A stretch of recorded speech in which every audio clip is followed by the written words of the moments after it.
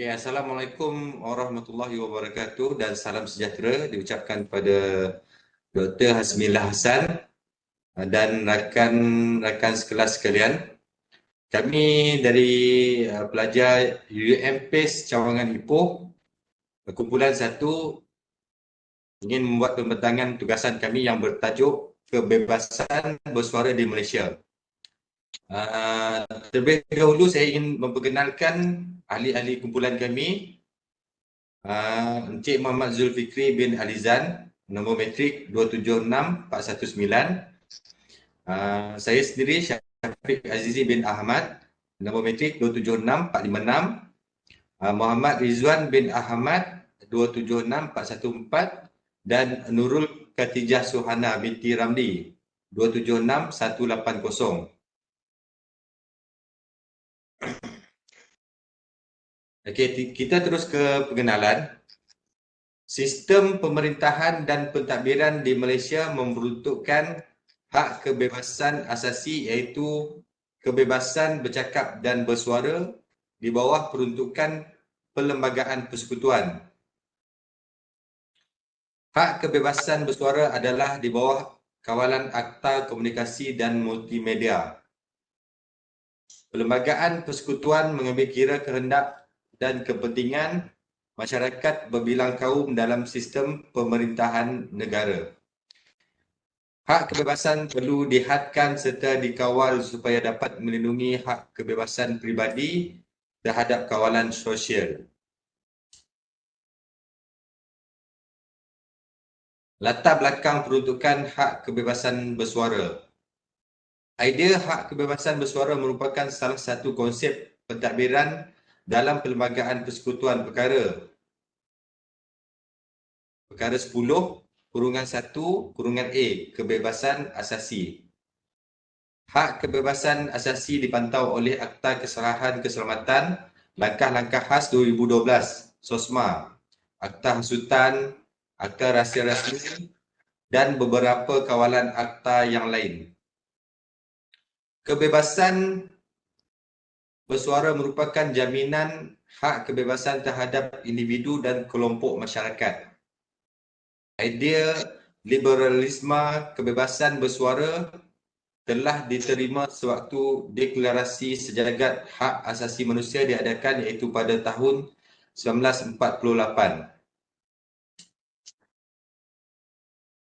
Latar belakang peruntukan hak kebebasan bersuara adalah satu keperluan bagi individu dan pelanggaran ke atas hak tersebut diklasifikasikan sebagai pencabulan hak asasi manusia.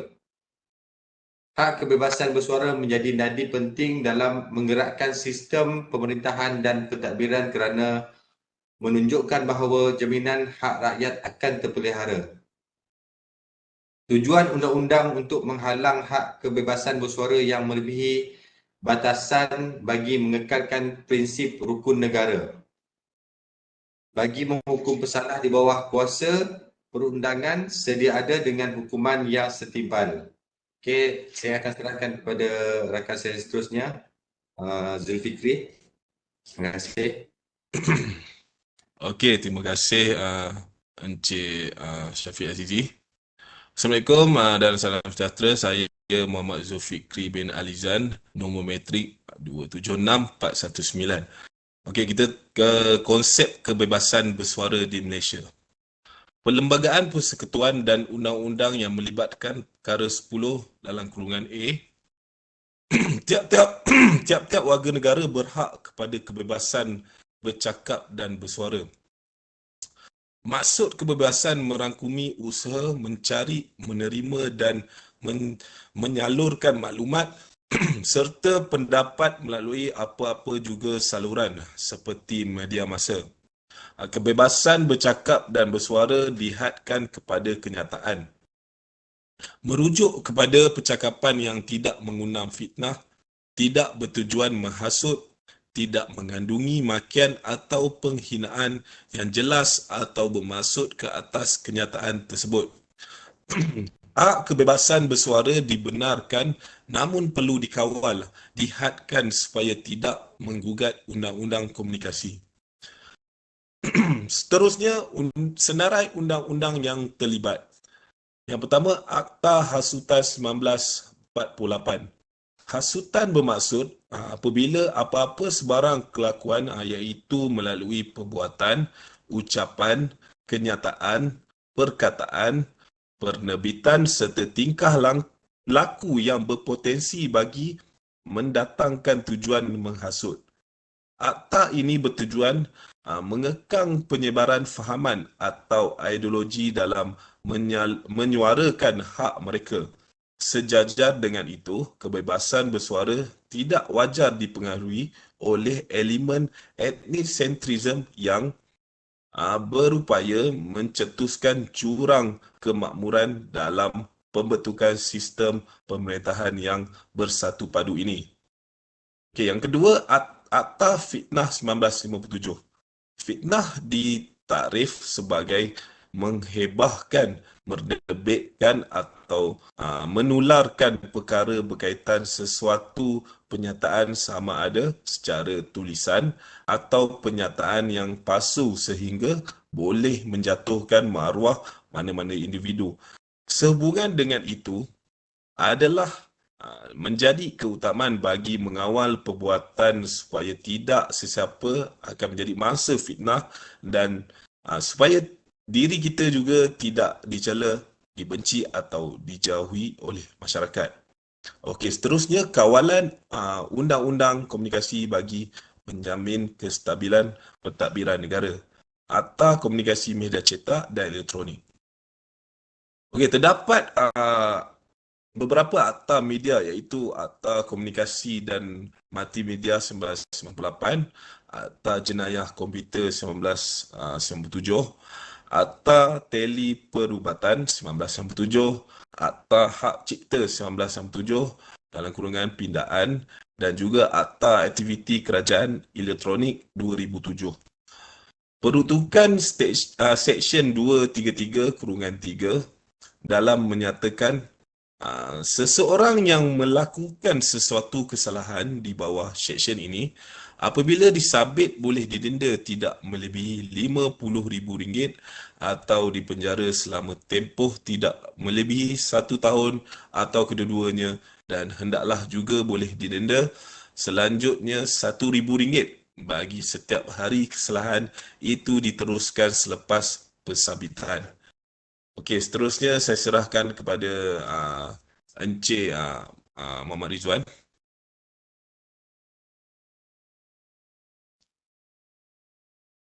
Okey, terima kasih saudara Muhammad Zulfikri. Okey, Assalamualaikum. Saya Muhammad Rizwan bin Ahmad, nombor matrik 276414 dari Grup O Ipoh. Analisis hak kebebasan bersuara di Malaysia. Kajian kes dan laporan penghinaan raja-raja di Malaysia. Terdapat kandungan sumber laman Facebook menunjukkan ianya disalahgunakan oleh sesetengah individu, mencetuskan kontroversi dan menyebabkan pelbagai masyarakat awam mengambil tindakan bantahan hak bersuara yang melampaui batasan. Pihak majoriti mengemukakan bantahan terhadap kes penghinaan dengan memberi sokongan untuk mempertahankan institusi raja.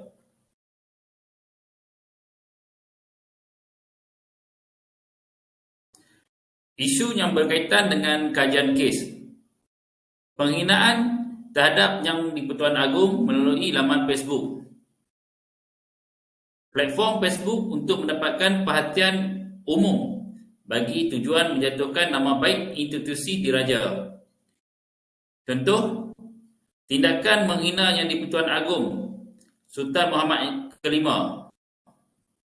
Hukuman yang dijatuhkan adalah mengikut Seksyen 233(1)(a) Akta Komunikasi dan Media 1998, Akta 588. Undang-undang dalam pentadbiran di Malaysia tidak memandang remeh terhadap isu kebebasan bersuara yang mana ianya telah melampaui batas had ketetapan yang ditetapkan. Hasil perbincangan, masyarakat bertindak mempertahankan konsep pentadbiran negara selaras dengan hukuman yang wajar dikenakan ke atas pihak yang tertuduh apabila diputuskan oleh mahkamah. Cadangan yang dapat disarankan supaya setiap kandungan paparan internet ditapis, dikaji, diteliti dan disemak secara menyeluruh dan tidak menyentuh sentimen yang sensitif secara melulu atau sebarangan.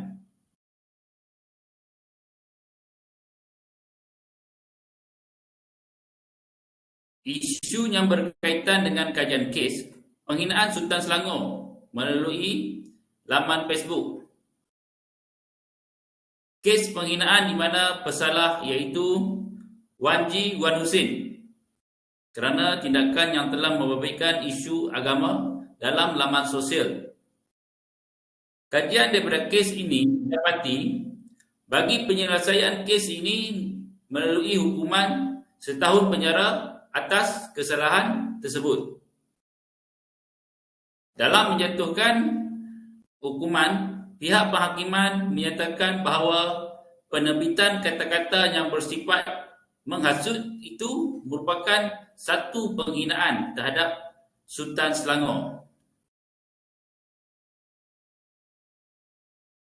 Okay, saya serahkan kepada saudari Nurul Khatijah. Okey, baiklah. Terima kasih oleh rakan sekelas saya iaitu Muhammad Rizwan bin Ahmad.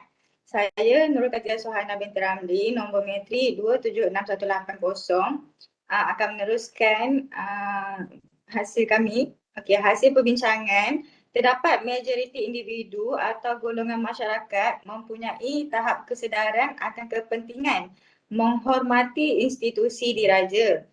Negara Malaysia masih memerlukan undang-undang khusus yang lebih tegas bagi menangani sebarang penghinaan terhadap institusi raja. Cadangannya daripada hasil perbincangan kami adalah Kementerian Komunikasi dan Multimedia perlu meneliti undang-undang komunikasi yang sedia ada. Undang-undang baru hendaklah diperkukuhkan dengan hukuman lebih berat bagi melindungi kesucian dan kedaulatan institusi diraja. Isu yang berkaitan dengan kajian kes, sebagai contoh, Persatuan Pelajar Petikai Kuasa yang di-Pertuan Agong. Peristiwa pertikaian Kuasa Agong oleh Persatuan Pemuda Baharu Universiti Malaysia UMANI yang bertindak menyuarakan kenyataan yang menjurus kepada tindakan biadab berkenaan urusan politik negara. Tindakan tidak wajar sebagai contoh penulisan pada paparan media sosial berkenaan melontarkan pandangan bahawa Yang di-Pertuan Agong Sultan Abdullah tidak perlu mencampuri urusan kerajaan, perlu dilakukan permohonan maaf. Sebagai pelajar, kita perlu menghormati raja-raja yang berdaulat dan menjaga nama baik institusi pendidikan dengan bersikap rasional. Hasil perbincangannya adalah permohonan maaf wajar dilakukan selain mendatangkan implikasi buruk terhadap diri serta sebagainya. Tindakan bersuara tidak salah tetapi wajar bertepatan dengan perkara yang hendak disuarakan agar tidak menjerumus kepada sikap biadab dalam memberikan sebarang pandangan. Cadangannya daripada hasil perbincangan kami, dengan ini keperluan setiap institusi bagi memantau sebarang aktiviti-aktiviti penubuhan setiap persatuan supaya tidak mencetuskan sentimen urusan sistem raja berperlembagaan.